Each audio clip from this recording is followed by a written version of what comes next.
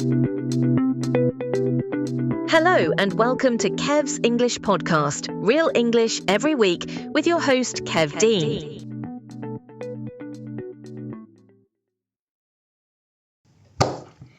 Hello, it's Kevin here. This should be episode 34 of my Kev's English podcast on theenglishnative.com. So hello and welcome back. So say this, don't say that, or don't write that, I should say. But alternatives for IELTS Writing Task 2. So the previous 3 episodes back, started talking about IELTS speaking. I did 2 episodes there, talking about why people were getting stuck on band 6, band 5.5, etc. I explained how that worked and give you some suggestions, and we'll be working more on that this coming week. So there'll be some more episodes where I'm going to give you some examples of memorized, rehearsed answers compared with some more natural answers. Anyway, that's something for you to look forward to. That's happening in the future. So what I'm going to talk about today, well, the previous episode I explained what not to write, and in this episode I'm going to tell you what to write instead. Say this, not that. Some more natural, clear natural alternatives to memorized vague phrases that people often use in the writing. I mentioned in the previous episode, one of my students, I just marked an essay that she sent me. Let me see if I can find it. And it had another one of those expressions. I told her, I said, don't do it. But she did. Let me see. What was it? Something like, in this essay I will do blah blah blah. It doesn't really say anything. Let me just quickly check and see what she actually said. Right. So it was talking about global fashion trends. This essay will discuss different methods before giving my opinion about this trend. That's a clear example there.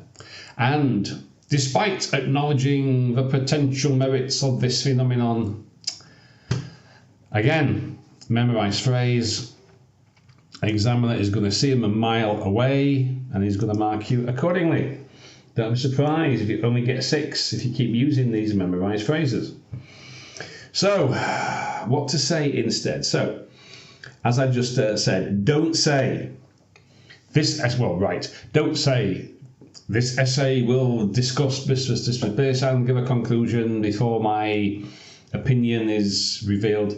Say instead, although some people believe that advertising manipulates consumers, I would argue it simply reflects demand. So you've got a clear outline. Instead of taking this essay will discuss both sides, you can say, even though some people believe blah, blah, blah, blah, blah, in my opinion, blah, blah, blah, blah, blah is a better alternative. Or something similar. Yeah? So instead of, meaningless stuff, you're actually giving some idea of what you're going to talk about, which is good. Right, so let's think of some more. Since the dawn of time, I was talking about this again with one of my students earlier this morning, and they had that controversy, debate crap in it, So, since the dawn of time, the issue of the phenomenon of has been a controversial subject. Oh dear. If the examiner, these huge abstract openings don't impress the examiner, 1, it's a waste of space. You've only got 250 to 280, 90 words. You've got 40 minutes, maybe 30 minutes to actually write it. So you don't be wasting time with, in recent years, in the contemporary era, since the dawn of time, The issue of this phenomenon has been a global debate. Oh dear, dear, don't do it.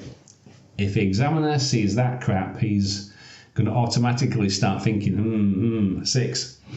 So don't do it. Right? There's no need. All we need to do, sentence 1, restate the topic. According to some, X is Y, what other people think Y is X. In my view, X is Y because blah, blah, blah, blah, blah. Get to the point. Get to the point. Simply paraphrase. All right? What's it about global fashion?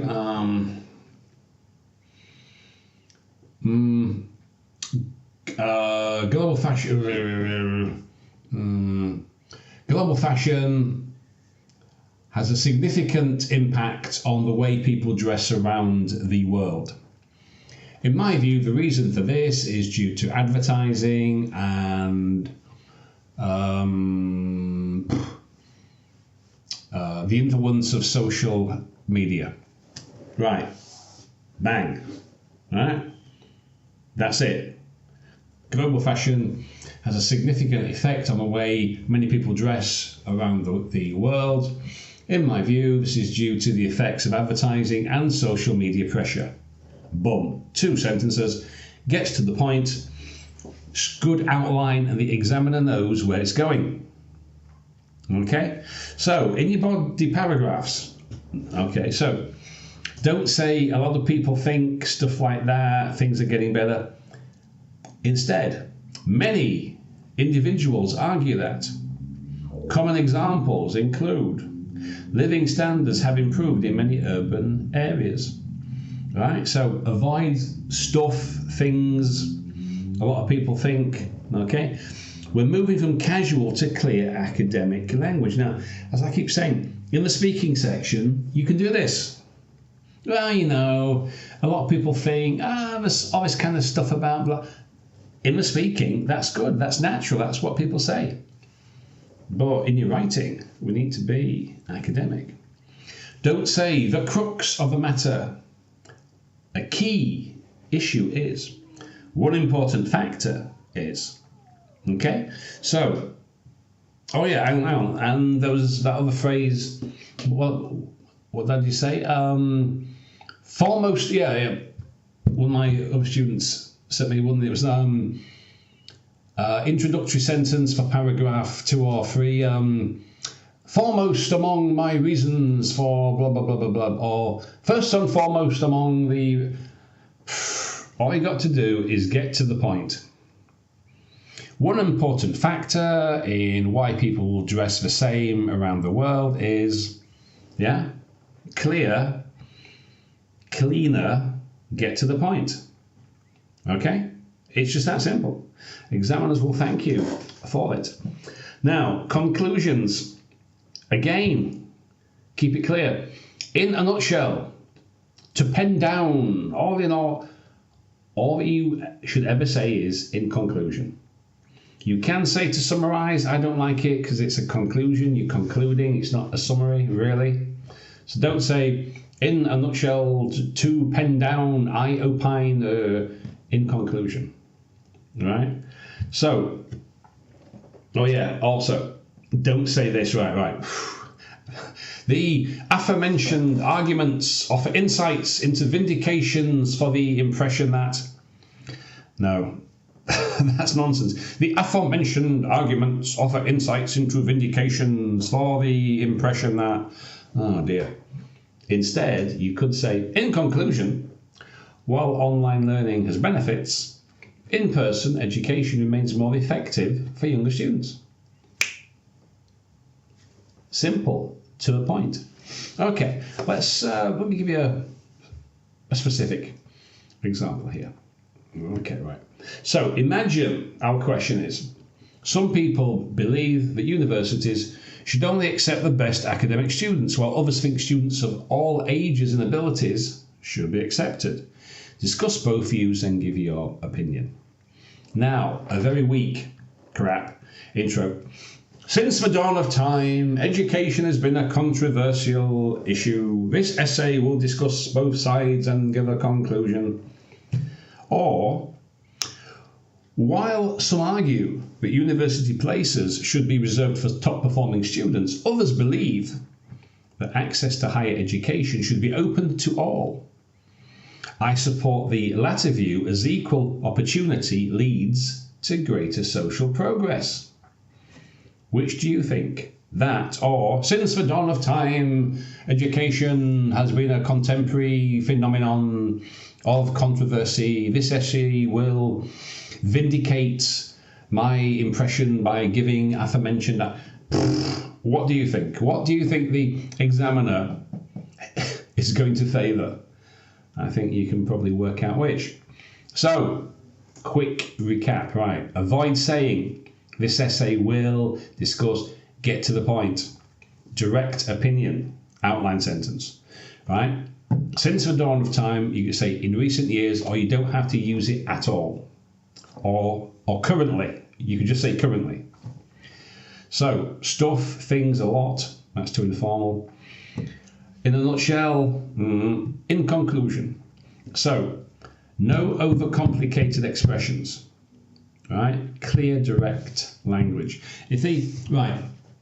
For one thing, the examiner doesn't have time to try and work out what you're saying. You need to treat us, readers, teachers, examiners, as if we were stupid. You need to be direct and clear.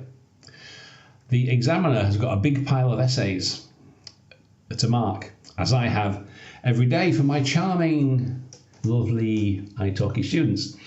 I don't really mind, but when I see the same phrases and sentences every day, it does get a little bit wearing. So imagine how the examiner feels. Yeah. What do you think the examiner is going to do? Is he going to look with favour on your since the dawn of time, the phenomenon of education has been an issue of high controversy. This essay will vindicate the aforementioned. What do you think the examiner is going to do if you give him that? So let's have a bit of practice. So if you want to try this one, you can have a go. Nowadays, technology is a double-edged sword. Or technology has brought... Oh, yeah, you're right, yeah. Don't use that double-edged sword, right? Just don't. So, imagine nowadays technology is a double-edged sword. Instead, you could say technology has brought convenience and efficiency, but it has also created new forms of isolation. So, instead of saying it's a double-edged sword, you've actually said what the two sides are. Technology, so, while technology has brought convenience, or you could say, while it is true that technology has brought convenience and efficiency, however, it has also created new forms of social isolation. That sounds good. So, wherever you're listening or watching, if you're watching on YouTube, links below, wherever. As always, depending where you listen to this, because it's on Spotify, it's on my theenglishnnative.com, my website. I make it into a video. I put it on my YouTube channel, The English Native. And also it's on italki, my podcast there. But if you want a transcript for this episode, or indeed any episodes, what you can do is go to theenglishnnative.com, click on episodes, and you'll see, even if you can't play the audio because it's on Spotify and wherever you are, Spotify might not work, but you can click on and you can download a PDF of the transcript, word for word. So, hope that helps. See you next time. Any comments, questions, wherever you're listening, watching, add comments, you can contact me directly. All the links are there. So, excellent. I hope that gives you some ideas, and I'll see you next time.